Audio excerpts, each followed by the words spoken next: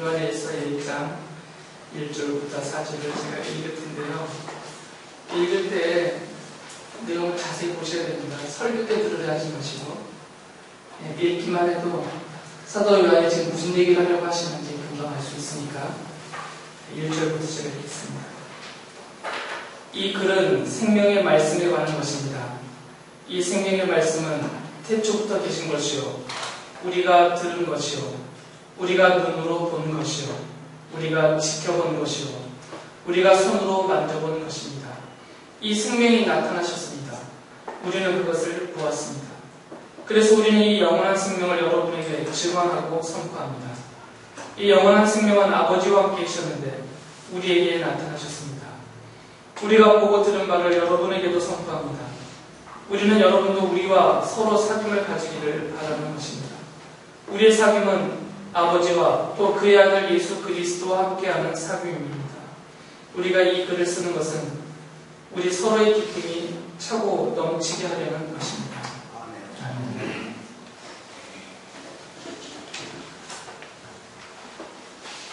진짜 얼마 안 남았어요.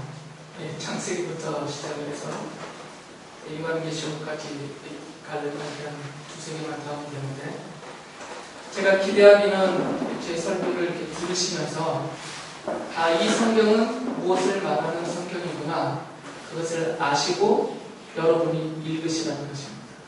그것을 알고 읽으시라고 지금 설교를 하는 거지, 여러분이 안 읽어버리면 요한일서는 이런 내용이구나 라고만 이렇게 큰 그림만 그려질 뿐이지, 실제로 그 요한일서를 통해서 하나님이 하시는 말씀에 대한 그런 깨달음과 그런 은혜는 더 크게 누리기가 어렵습니다. 읽으셔야 돼요. 오늘도 마찬가지입니다. 늘 그렇듯이 제가 하는 설교의 내용은 전체적으로 그림만 그려드리는 거니까 그 안에서 여러분이 풍성한 말씀의 은혜를 직접 읽으시면서 누리셔야 됩니다. 요한일서는 참 읽기 편하고 읽으면 정말 행복해지는 성경입니다. 물론 이렇게 표현하면 죄송하지만 어떤 성경은 읽으면 무지 괴로운 성경이 있어요. 예를 들면 읽기 자체가 어려운 성경이 있죠.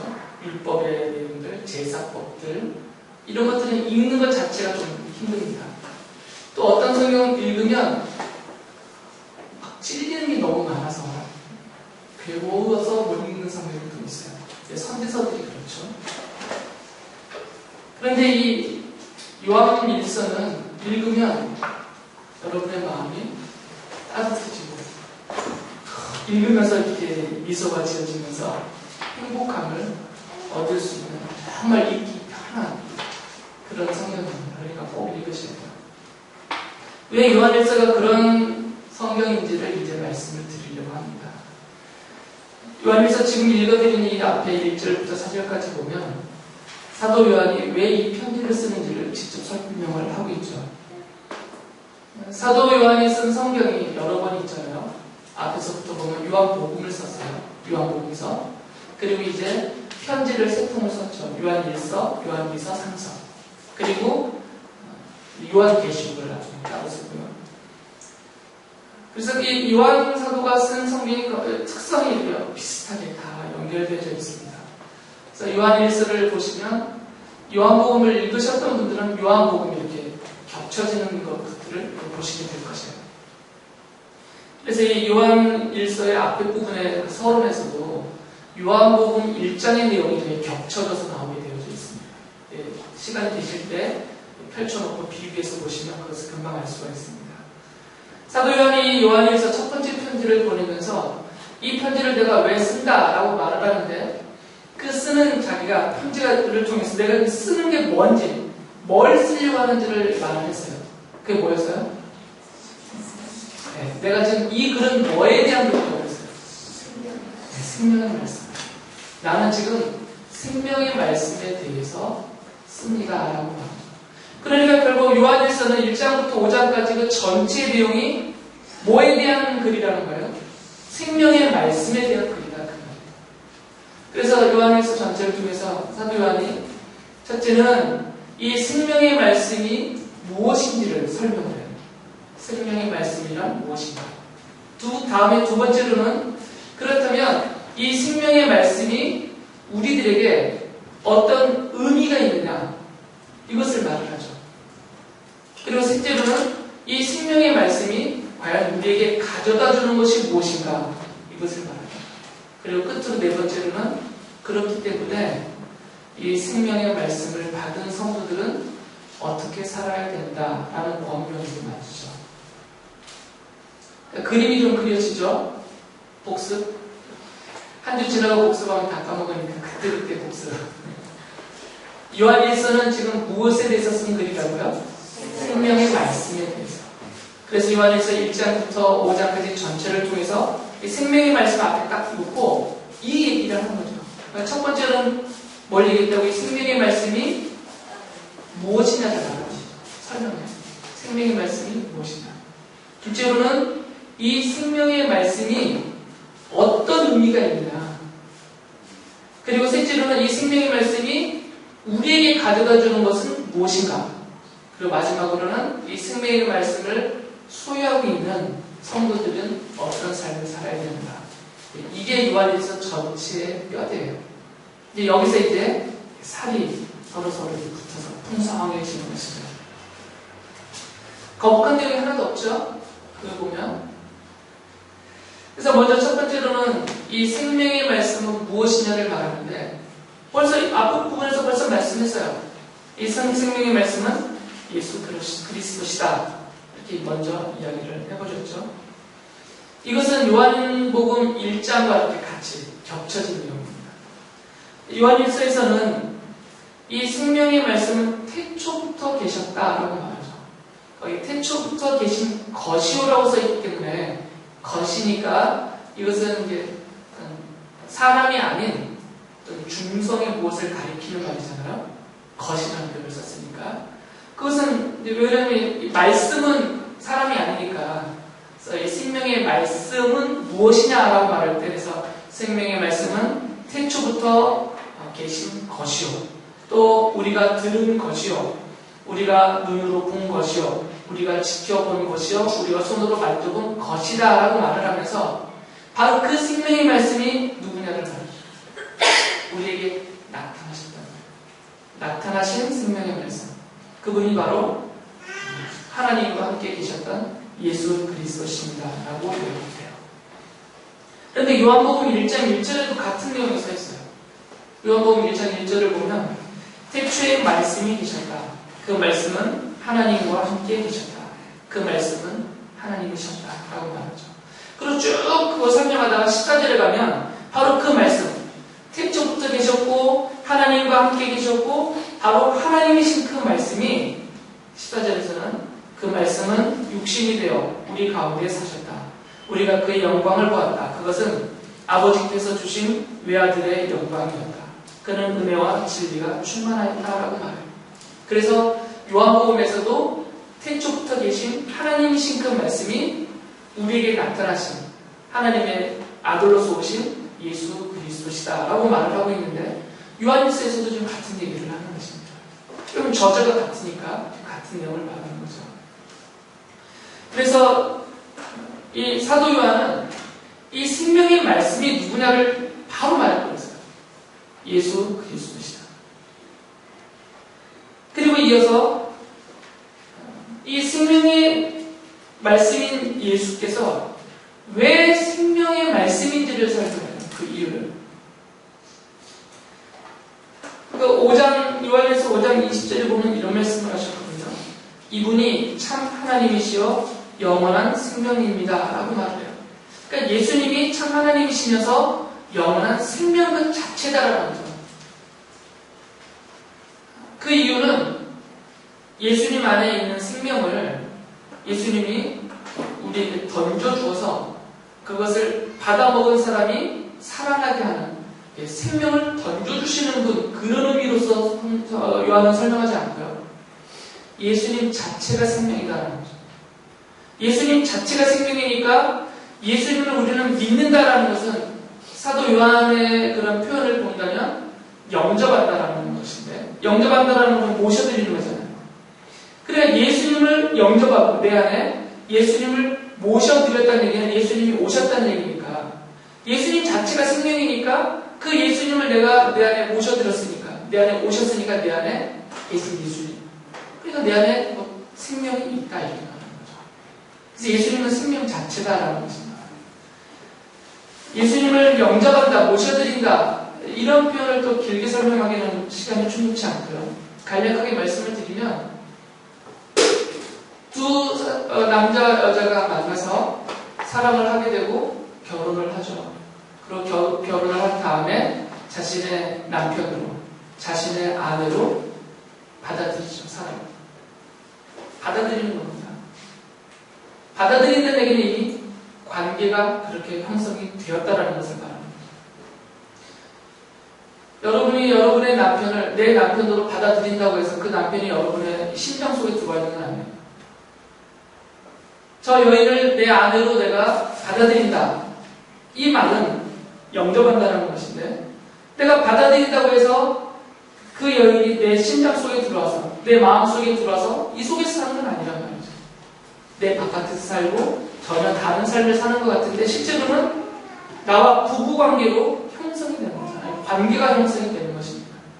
이게 영접한다는 표현이에요. 인정하고 받아들이는 거죠. 여기 앞에 학생들이 학교에 가면 그 앞에 선생님이 서 있어요. 그런데 선생님을 선생님으로 인정 안 하는 아이들이 많아요. 그러니까 실제로 같은 교실 안에 있지만 선생님과 제자라는 사제의 관계 자체가 형성이 안 돼 있는 거죠. 받아들이지 않기 때문에. 제가 목사로서 이 앞에 서 있고 여러분이 성도로서 앉아 계시는데 전혀 그런 분이 없기를 저는 확신하고 믿고 있지만 여러분 중에서 누군가가 저를 가리보면서 쟤는 목사도 아니야 이런 마음을 갖고 계신다면 목사와 성도로서는 앉아있지만 관계는 없는 거죠. 목사와 성도라는 관계 자체가 없는 거니까 저를 받아들인 게 아닌 것입니다. 그러니까 주님에 대해서 우리가 영접한다, 모셔드린다라는 것도 같은 식의 표현입니다. 내가 주님을 영접합니다, 모셔드립니다. 이것은 내가 예수님을 나의 생명의 주로, 나의 창조주로, 나의 구원자로, 구세주로 내가 인정하고 내가 받아들인다는 거죠. 그래서 이제는 예수님과 나와의 관계가 그렇게 형성이 된 것이에요. 예수님의 위치에서는 나를 위해서 대신 십자가에서 죽으시면서 내 죄를 다 용서받게 하시고 나를 하나님의 자녀로 삼으신, 하나님으로서 하나님의 자녀 삼으신 관계를 예수님이 인정하고 나를 받아주시는 거죠. 내 입장에서는 죄로 인하여서 비참한 인생을 살다가 죽음 이후에는 하나님의 심판과 형벌 가운데서 영원한 지옥에 떨어져서 그렇게 끝나버릴 그런 나였는데, 그런 나를 위해서 십자가에서 대신 죽으시고 그 흘리신 보혈로 내 죄를 다 씻음받게 하는 근거를 삼아주셔서 내가 하나님의 아들이 되게 해주셨다는 것을, 하나님의 자녀가 되게 해주신 분이 바로 나의 구주신 예수님, 나의 창조주이신 예수님이다라는 것을 내가 믿음으로 인정하고 받아들이는 거죠. 그래서 이런 관계가 형성이 되는 거죠. 이게 믿음이고 이게 영접이라는 의미고 우리말로 풀어서 모셔드린다는 의미인 것입니다. 이렇게 예수님을 이렇게 영접하는 자, 모셔드리는 자, 받아들이는 자, 이들이 이제 생명이신, 생명의 말씀이신 예수님을 소유하게 된 거죠. 그 예수님이 우리의 생명의 말씀인 이유를 두 가지로 말을 해요. 사도 요한은 요한 1서에서 첫째는 예수님이 창조주시다라는 것을 먼저 말하죠. 요한복음에서도 같은 표현을 썼어요. 요한복음에 보면 1장 3절에서 4절에 이런 말씀을 하시죠. 모든 것이 그로 말미암아 창조되었으니 그가 없이 창조된 것은 하나도 없다. 창조된 것은 그에게서 생명을 얻었으니 그 생명은 사람의 빛이었다라고 말해요. 왜 예수님이 생명의 말씀인가? 왜 예수님이 우리에게 생명이 되시는가? 첫째는 예수님이 나의 창조주이시다라는 말이에요. 창세기 보면 하나님이 만물을 창조하실 때, 그 중에서 특히 인간들을 창조하실 때 인간을 빚어 만드시고 그 안에 생명을 주셨어요. 인간의 생명은 갑자기 불쑥 튀어 올라온 게 아니라는 거죠. 이 천체 아무것도 없는 무의 상태에서 아주 우연하게 돌발적으로 형성된 어떤 현상으로 인해서 단세포가 생기고, 이게 핵분열이 돼서 다세포가 되고, 이게 기관과 조직을 형성하고, 그래서 이제 그때부터 진화가 쭉 진행이 돼서 원숭이를 거쳐 유인호를 거쳐서 인간이 되어서 우리가 생명체가 되었다. 이렇게 말할 수 있는 내용이 아닌 거죠. 생명은 자연 발생되지 않았어요. 자연 발생될 수가 없죠. 자연 발생되었다면 지금도 계속해서 자연 발생이 되고 있어요. 이 생명은. 그러나 어떤 생명도 자연 발생이 없습니다. 변형은 가능하지만 환경과 어떤 오염이나 이런 것들로 인해서 변형되는 것은 가능하지만 자연적으로 생명체가 어떤 종류의 생명체든 간에 아무런 그것이 존재하게 되는 원인이 전혀 없는 상태에서 갑자기 돌발적으로 생명체가 뚝딱 나타나는 경우는 없어요. 그거는 정말 신화와 동화일 뿐입니다.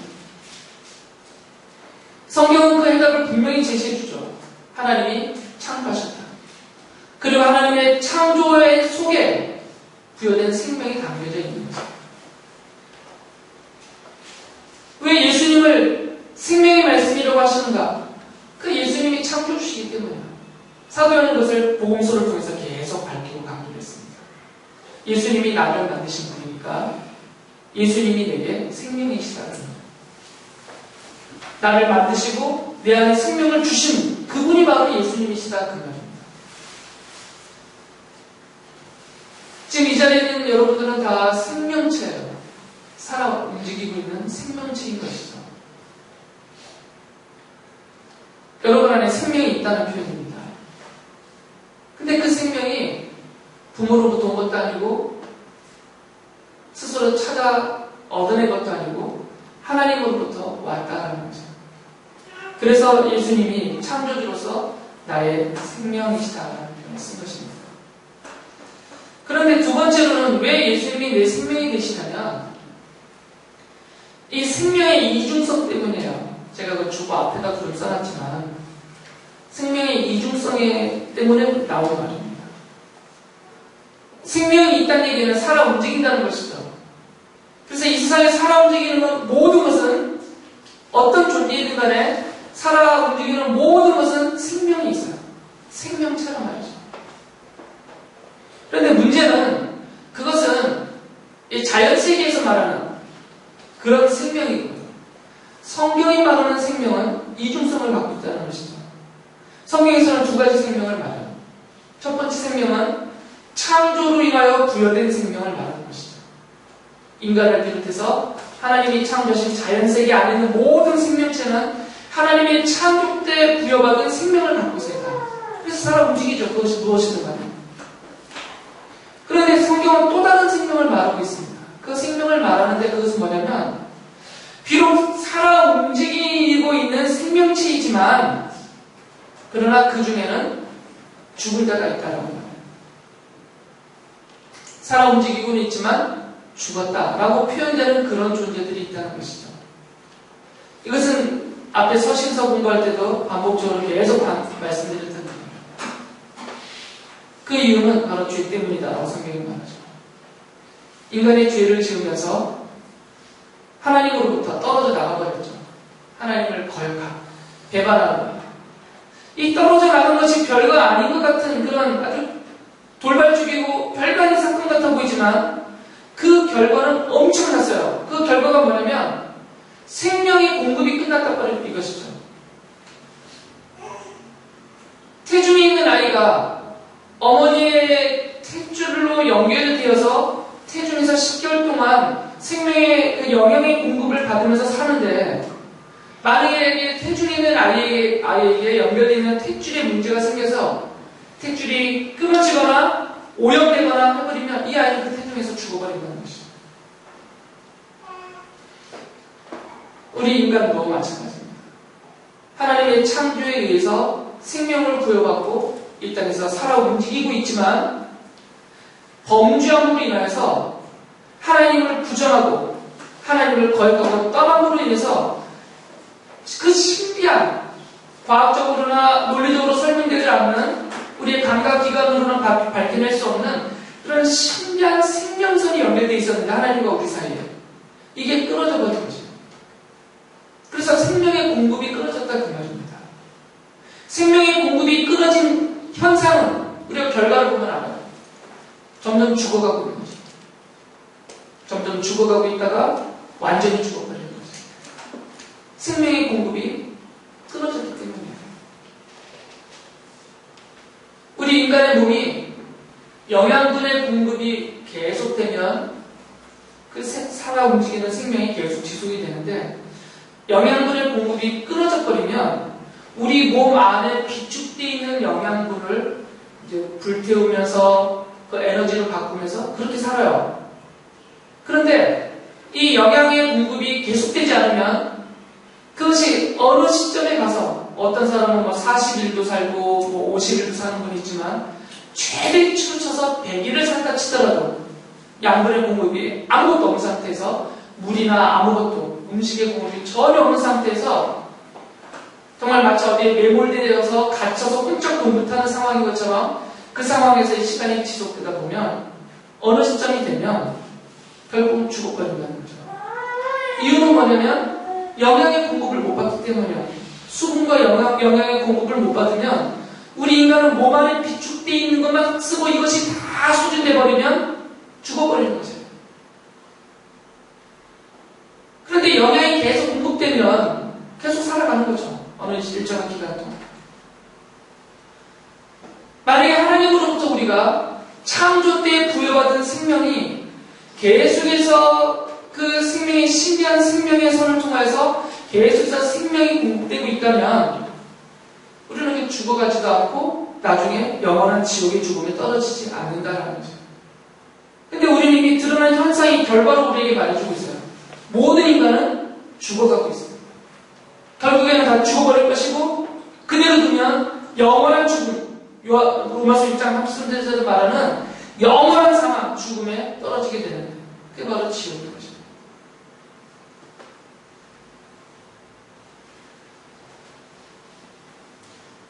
그러니까 이 두 번째 이유, 첫 번째는 하나님이 창조 때 부여하신 그 생명이 있어서 우리는 생명체로 불리워지지만 그러나 우리가 죄를 지음으로 인해서 이 생명의 신비로운 생명의 연합이 끊어져 버리고 떨어져 나가 버렸기 때문에 실제적으로 우리는 죽은 자가 되어버린다. 실제적으로는. 에베소서 2장 8절 9절이 그 얘기를 하고 있습니다. 죄와 허물로 죽었던 너희들이라는 표현이 썼다 그랬죠. 이미 죽어버렸다는 말이에요. 그런 우리들을 위해서 우리를 다시 살려내기 위해서 창조주신 예수님이 이 땅에 오신 것이죠. 이 땅에 오셔서 화목제물이 되셨다라고 표현하고 있어요. 2장 1절부터 2절에 이런 말씀을 하시죠. 누가 죄를 짓더라도 하나님 앞에서 변호해 주시는 분이 우리에게 계시는데 곧 의로우신 예수 그리스도이십니다. 그는 우리 죄를 위한 화목제물이시니 우리 죄만 위한 것이 아니라 온 세상을 위한 것입니다. 그러니까 예수께서는 우리의 화목제물로 이 땅에 오셔서 십자가에서 나를 대신해서 죽으셨다. 그 이유가 뭐냐? 뭐라고 그랬어요? 다시 살리기 위해서라는 거죠. 다시 살린다는 얘기는 죽었다는 얘기예요. 처음에 살려주었는데 처음에 생명체가 되게 만들어주셨는데 죄로 인하여서 죽어버렸으니까 이제 다시 살려내기 위해서 오셨다는 거죠. 다시 생명을 주기 위해서. 그리고 그 방법이 화목제물이 되어서 십자가에서 못 박혀 죽음을 당하시는 거예요. 그래서 이 두 가지 방면에서, 두 가지 측면에서 예수께서는 우리의 생명이시다. 첫 번째 뭐라고요? 나의 뭐로서? 창조주로서. 나를 만드신 창조주로서 내게 생명을 주신 분이시고, 두 번째로는 나의 뭐로서? 네 글자? 화목제물로서. 죄로 인하여 죽었던 나를 다시 살려내시는 화목제물로서 나를 대신하여 십자가에서 죽으시고 내게 새로운 생명을 주신, 그래서 두 번째 생명을 주신 그런 화목제물로서 오셨기 때문에 예수께서는 나의 생명이시다라는 말씀을 했어요. 여기다가 이제 사도 요한이 밝힌 게 뭐냐면 왜 이런 일을 하셨냐는 것이죠. 왜 우리를 창조하셨고 죄로 이미 죽어버리던 우리들을 왜 다시 살려내시기 위해서 직접 오셔서 화목제물이 되셨는가? 왜 그러셨는가? 그게 요한일서에 계속해서 반복되는 내용이었어요. 제일 많이 나오는 단어. 크게 두 가지인데 하나는 영생이고 또 하나는 뭘 것 같아요? 요한일서에 제일 많이 나오는 단어. 생명과 사랑이에요. 바로 사랑입니다. 그 이유를 사랑이다라고 표현하고 있습니다. 하나님의 사랑. 하나님이 사랑하셨기 때문에 내게 나를 창조하셔서 생명도 주셨고 그게 하나님이 사랑하셨기 때문에 하신 일이다 그 말이에요. 안 그러면 나를 만드실 이유가 없다는 거죠. 나를 사랑하셔서 창조하시고 생명을 주셨고 그런데 범죄함으로 죽었던 나를 화목제물로 오셔서 대신하여 십자가에 죽으시면서 다시 살려내시고 다시 생명을 소유하게 하신 그 이유가 무엇이냐? 나를 사랑하시기 때문이다. 그래서 성경은 무엇이라고 말했냐면 하나님은 4장 16절에 보면 사랑이십니다 라고 말합니다. 이런 일서에서 4장 9절은 이렇게 말씀합니다. 하나님의 사랑이 우리에게 이렇게 드러났으니 곧 하나님이 자기 외아들을 세상에 보내주셔서 우리로 하여금 그로 말미암아 살게 해주신 것입니다. 그러니까 우리가 살아나게 된 것은 하나님이 그 아들 예수 그리스도를 우리에게 보내신 것인데 화목제물로 죽도록 보내신 것인데 왜 보내셨느냐? 앞에 말하잖아요. 하나님의 사랑이 이렇게 드러나고 나타났다. 하나님이 사랑이시기 때문이라는 거죠. 그래서 하나님은 사랑이십니다라고 16절에 말하는 것입니다. 3장 1절에도 이런 말씀을 하셨어요. 아버지께서 우리에게 얼마나 큰 사랑을 베푸셨는지를 생각해 보십시오. 하나님께서 우리를 자기의 자녀라 일컬어 주셨으니 우리는 하나님의 자녀. 그러니까 하나님이 내게 얼마나 큰 사랑을 베푸셨는지를 봐라 이것이다. 내가 하나님의 자녀가 되었다는 그 자체가 바로 하나님의 사랑이 내게 임했다라는 증거라는 것입니다. 그 다음으로 말하는 것은 그렇다면 이 영원한 생명, 앞서서 말한 것은 내가 이제 이 생명의 말씀에 대해서 쓰려고 하는데 이 생명의 말씀은 우리 주 예수 그리스도십니다라고 말을 했어요. 왜 예수께서 나의 생명이 되시는지를 두 가지로 설명했는데 하나는 나의 창조주이시고 하나는 나의 화목제물, 곧 구세주로 쏘신 화목제물이시기 때문이다라고 말씀을 했어요. 그리고 그 이유가 무엇이냐? 왜 내게 생명을 주시고 왜 내게 다시 두 번째 생명을 또 주시느냐? 그 이유는 하나님이 뭐라고요? 사랑 때문이다 라고 말을 한 거예요. 그 다음에 이제 이야기하는 것이 뭐냐면 그렇다면 바로 이 하나님의 사랑, 하나님이 사랑으로 내게 주시는 이 생명은 내가 어떻게 소유할 수 있는가? 그것은 믿음으로 소유하는 것이다 라고 말해요. 믿음으로 받아들이는 것이다라는 것이죠. 5장 13절에 이런 말씀을 했습니다. 나는 하나님의 아들의 이름을 믿는 사람들인 여러분에게 이 글을 씁니다. 그것은 여러분이 영원한 생명을 가지고 있다는 것을 알게 하려는 것입니다. 라고 말해요. 그 앞에 부분 11절, 12절에서 이런 말씀을 하셨거든요. 요한일서 5장에서. 하나님이 우리에게 영원한 생명을 주셨다는 것과 바로 이 생명은 그 아들 안에 있다는 것입니다. 그 아들을 모시고 있는 사람은 생명을 가지고 있고 하나님의 아들을 모시고 있지 않은 사람은 생명을 가지고 있지 않습니다. 라고 말해요. 그러니까 누구에게 생명이 있느냐? 누구를 지금 모셨느냐 안 모셨느냐라고 말해요. 그의 아들. 그의 아들은 하나님의 아들인데 그분이 누구세요? 바로 예수님이시죠. 예수님을 모신 사람에게는 생명이 있고 예수님을 모시지 않은 사람에게는 생명이 없다 그 말이에요. 그러니까 생명을 소유하는 방법은 하나님의 아들이신 예수님을 어떻게 하는 것이다 라고 말하는 거죠. 모셔드리는 것이죠. 근데 이 모셔드린다는 것을 사도 요한은 요한복음 1장 12절에서 영접하는 자, 곧 그 이름을 믿는 자라고 표현했어요. 그러니까 모셔드린다는 것은 믿는다는 것이죠. 명사로 바꿔서 영접이라는 말은 곧 믿음이다라는 말이에요. 그리고 어떻게 이 생명을 받느냐? 믿음으로 받는 것이다 라고 말씀을 하신 것입니다. 그래서 5장 1절에 이런 말씀을 하셨죠. 예수가 그리스도이심을 믿는 사람은 다 하나님에게서 태어났습니다. 예수님을 구세주로 나를 위해서 화목제물로 오셨고 십자가에서 대신해서 죽으신 그 예수님을 나의 구세주로 믿는 사람은 다시 태어났다는 거죠. 죽었다가. 그러니까 생명을 얻었다 그 말이에요. 그러니까 이 생명은 믿음으로만 얻는 것이다 그 말입니다. 여기에 어떤 것도 더해질 수 없어요. 그래서 요한복음에서는 이것은 혈통, 우리가 어떤 유전적인 혈통에 의해서 되어지는 것이 아니다라고 말했어요. 목사의 아들이니까 목사의 아들은 자동으로 하나님의 자녀다. 이게 없다 그 말이에요. 제 아들 김하영이도 자기가 예수님을 스스로 자신의 구세주로 영접하지 않으면, 그런 믿음의 고백됨이 없으면 이 아이도 그냥 죽은 자로 끝나는 것이죠. 그러니까 유전적인 혈통으로 되는 것이 아니에요. 사람의 뜻으로도 되지 않는다고 했습니다. 김찬희 목사가 만약에 김양수 성도님에게 세례를 베풀면서 김양수 성도님이 이제부터 하나님의 자녀입니다. 생명을 얻었습니다. 할렐루야 했다고 살아나는 게 아니다는 거예요. 사람이 그렇게 했다고 해야 되는 게 아니란 말이죠. 어떤 종교의식이나 어떤 사람의 어떤 영적인 권위나 이런 것과 아무리 수단과 방법을 써도 그래서 살아나는 것은 없는 거죠. 이것은 오직 성령으로만 되는 것입니다. 오직 하나님의 뜻으로만 되는 것입니다.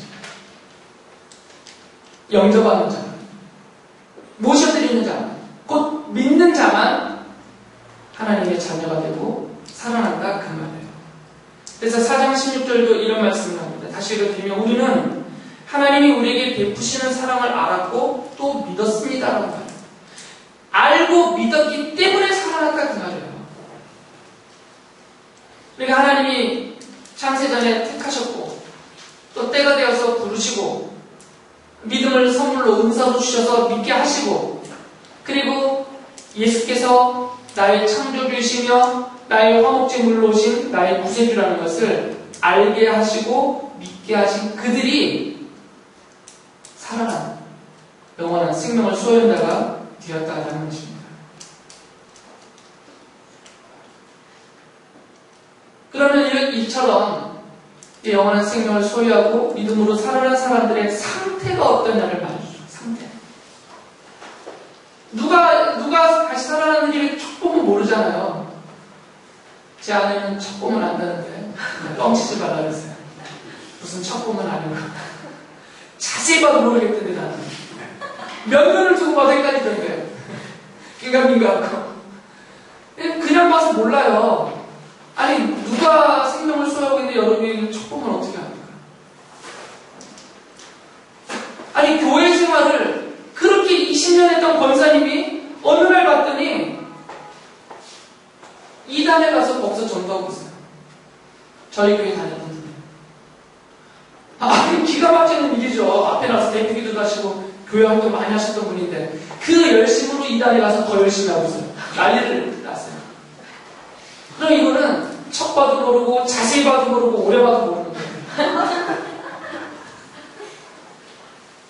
그럼 어떻게 알 수 있냐고요.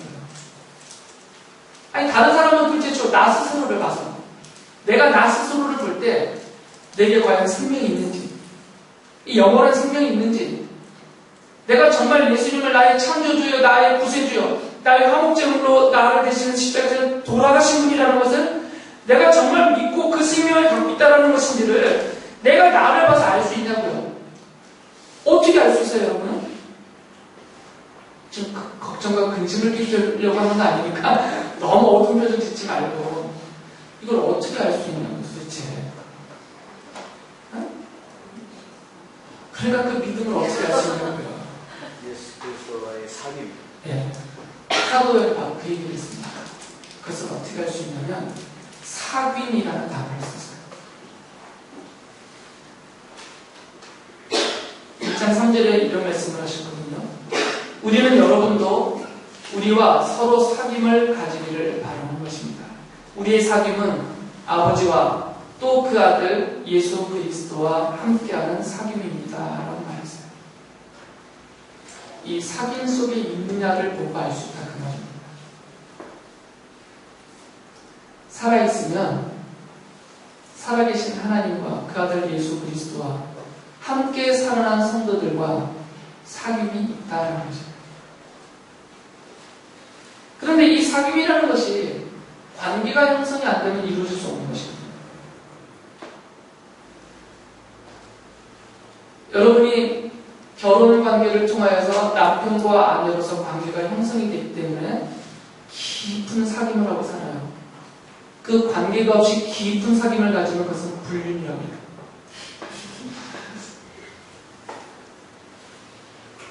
결혼 관계가 형성이 되어 있기 때문에 박장미 집사님이랑 한경원 성도님이 깊은 사귐을 밤에 잠자리에서 가질 수 있는 거예요.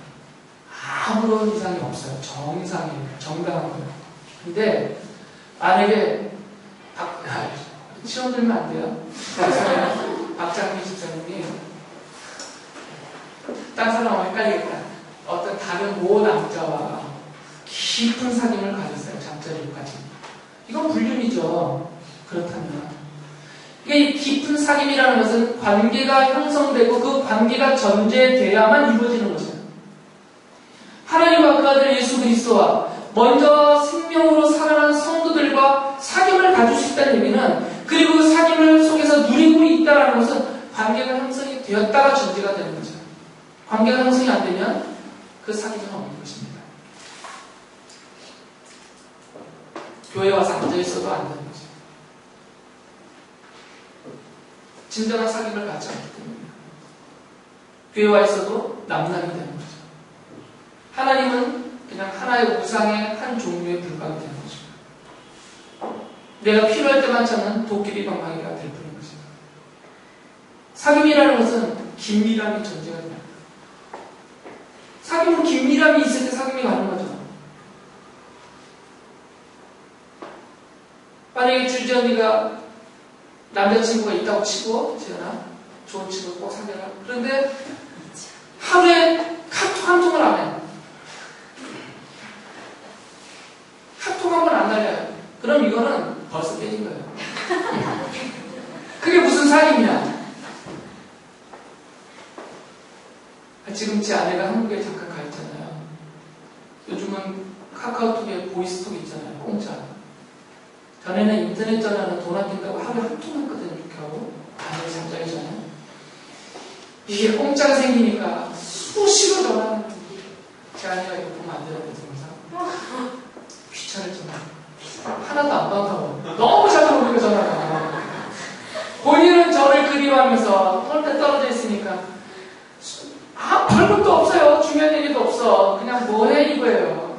남자들이 제일 듣기 싫어하는 말 중에 하나 그거예요. 제 아내가 전화해가지고 어디야 뭐해 이거 정말. 남자들 정말 짜증나는 거거든요. 그냥 하나도 안 믿고 아내들이 지혜롭게 말해야 돼요. TV에 TV 이런 거는 좀 마음에 새겨주세요. 남자분들 다 동의하시죠? 이럴 때 크게 동의를 해줘야지 남편들이 앞에서 맨날 전화해요. 카카오톡으로, 보이스톡으로. 물론 귀찮긴 하지만 저 긴밀함이 있는 거죠. 아직까지는. 감사해드려요. 감사. 부부가 이제 제가 그 나이 또래에 들어가고 있는데 50대 중반을 거쳐가면 각방을 쓰기 시작하잖아요. 남편은 거실에서 텔레비전 보다 자고 따로따로 자잖아요. 같이 안 자고 막. 사귐이 깨지는 거거든요. 사귐이 깨진다는 얘기는 점점 멀어진다는 얘기예요. 하나님과 그 아들 예수 그리스도와 먼저 거듭난 성도들과 긴밀하고 깊은 사귐을 갖고 있다는 얘기는 생명을 얻었다가 전제가 안 되면 안 돼요. 이게 사귐 자체가 안 돼. 물과 불이 섞여지지가 않잖아요. 이건 본질이 다르기 때문에 안 섞여지는 거예요. 본질이 달라서. 하나님이 살아계시는 생명이고 나는 아직 살아지 못한 죽은 자라면 본질이 다르기 때문에 사귐 자체가 안 돼요. 먼저 살아난 성도들과 내가 여전히 생명이 없는 죽은 자로서 있다면 본질이 다르기 때문에 사귐 자체가 안 되는 것이죠.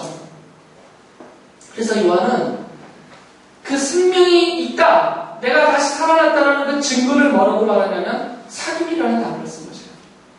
하나님과 사귐, 그 아들 예수 그리스도와의 사귐, 그리고 사도 요한과 더불어서 먼저 살아난 진정한 성도들과의 사귐, 이 사귐이 내가 생명이 있다는 증거다라고 말합니다. 그러면서 그 사귐의 모양이 뭔가? 그게 바로 사랑이다라고 말합니다. 그 사귐이. 그래서 사도 요한이 요한일서에 사랑을 그렇게 많이 쓰는 것입니다. 어디까지 지금 가 있냐면 끝점이 뭐냐면 사랑이에요. 그러니까 이 사랑에서 거슬러 올라가면 이제 영원한 생명까지 연결돼요. 그 사귐의 질, 사귐의 양, 사귐의 근거, 이게 바로 사랑이다라는 것인데, 이 사랑은 육체적인, 물질적인, 세상적인 사랑이 아니라 하늘에서 온 사랑이다라고 말하죠. 바로 그 사랑이 어디에서 나타났다 그러냐면 십자가에서 나타났다라고 말합니다. 십자가에서 나타난 그 사랑, 예수 그리스도가 정말 아무런 가치도 없는, 어떤 자격도 갖추지 못한 나를 위해서 대신해서 죽어주신 그 사랑, 바로 이 십자가의 사랑, 이게 이 신비로운 사귐의 양태이고, 바로 이 십자가의 사랑으로 이루어지는 그 사귐이 있다는 얘기는 나도 다시 살아나서 생명을 소유하고 있다는 증거가 된다는 것입니다. 요한일서가 여러분에게 이 말씀을 전하고 있는 것입니다. 여러분 요한일서를 읽으시면서 이 사랑의 풍성함을 이 말씀 안에서 깨달으면서 오늘 현재 나의 삶의 정황이 죽고 정말 죽지 못해서 살 정도의 고난 가운데 있다더라도 앞을 보면 정말 어두움밖에 보이지 않는, 전망이 전혀 없는 그런 상황에서 고통과 답답함과 슬픔과 낙심 중에 빠질 수밖에 없는 그런 삶의 현실이 하더라도 여러분에게는 생명이 있고 그 신령한 사귐이 있고 그리스도의 십자가의 사랑이 나를 덮고 내 안에서 여전히 그것이 발산되고 있다는 것을 생각하고 바라보시면서 천국의 소망을 가지시고 나는 영원히 천국을 향한 영생의 삶을 주님의 사랑과 사귐과 돌보심 안에서 나아가고 있다라고 생각하시고 힘을 내시면서 믿음으로 정진하는 여러분 되시기 바랍니다.